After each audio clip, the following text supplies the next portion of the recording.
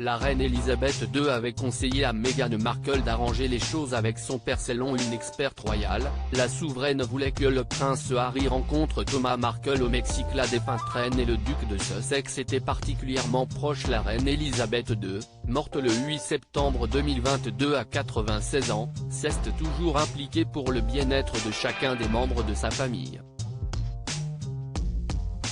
De son vivant, elle donnait toujours des conseils avisés surtout à ses petits-enfants.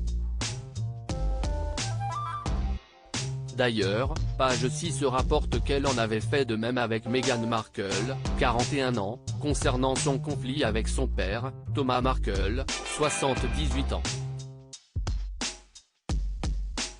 Toujours pour la paix, la souveraine qui avait fêté ses 70 ans de règne en juin dernier, aurait conseillé à la duchesse de Sussex de réparer autant que possible sa relation houleuse avec son père.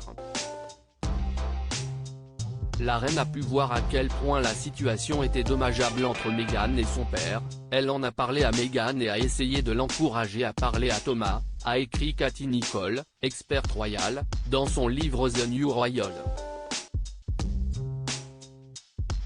D'ailleurs, l'experte royale y écrit quelques commentaires personnels de la reine sur le sujet. Toute l'affaire a été mal gérée avec Thomas Markle et que si cela avait été fait différemment, les choses se seraient mieux passées, aurait confié une source royale à Katie Nicholl en se basant sur les propos de la reine. Rappelons que l'ancien directeur des Lumières pour les feuilletons télévisés et les sitcoms de 78 ans était supposé conduire sa fille devant l'autel à la chapelle Saint-Georges.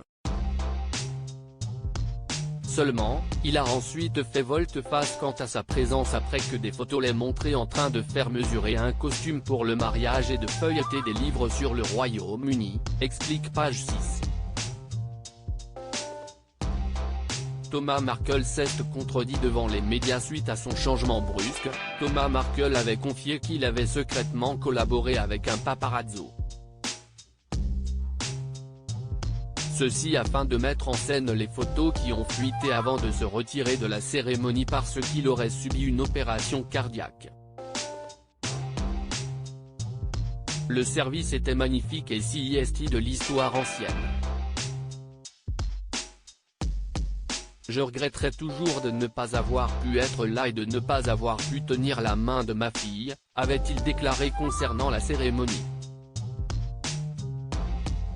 Plus tard, Thomas Markle fera une nouvelle déclaration dans laquelle il avouera que le prince Harry l'aurait averti de ne pas collaborer avec la presse.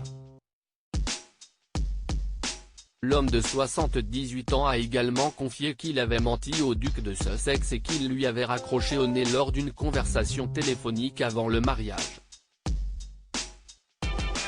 Au bout du compte, c'est le roi Charles III qui a fini par accompagner sa belle-fille devant l'autel. La lettre divulguée par Thomas Markle a envenimé les choses. La relation entre Meghan et Thomas Markle ne cesse pas d'améliorer depuis l'incident du mariage. D'ailleurs, les choses se sont empirées quand la mère de 2 enfants a accusé son père d'avoir divulgué le contenu d'une lettre privée qu'elle avait écrite après le mariage. D'ailleurs, à cette époque, l'ancienne élève de Suits avait intenté et gagné un procès contre le Mail on Sunday. Cela pour avoir publié le contenu de cette lettre privée.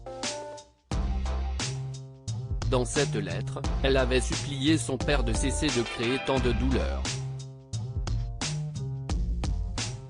Je réalise que vous êtes si loin dans ce terrier que vous pensez, ou pourriez penser, qu'il n'y a pas d'issue, mais si vous prenez un moment pour faire une pause, je pense que vous verrez que le fait de pouvoir vivre avec une conscience claire est plus précieux que n'importe quel paiement dans le monde, avait-elle écrit. La reine regrette que le prince Harry n'ait pas rencontré Thomas Markle. Selon Madame Nicholl, la reine voulait que le prince Harry rencontre le père de Meghan Markle. Elle pensait que ne pas se rendre au Mexique pour ce face-à-face a sûrement été une erreur. Je pense qu'elle estimait que Harry aurait certainement dû rencontrer Thomas Markle et que c'était malheureux que cela doive arriver, a expliqué Madame Nicholl. Les experts royaux sont d'accord sur le fait que le prince Harry, 38 ans, et la reine Elisabeth II étaient très proches. Je pense qu'elle était l'un des intermédiaires entre Windsor et la Californie et que l'un de ses vœux les plus chers aurait été qu'ils se réconcilient, avait confié Robert Hardman, auteur royal, à People. À propos de l'auteur Evans, derniers articles.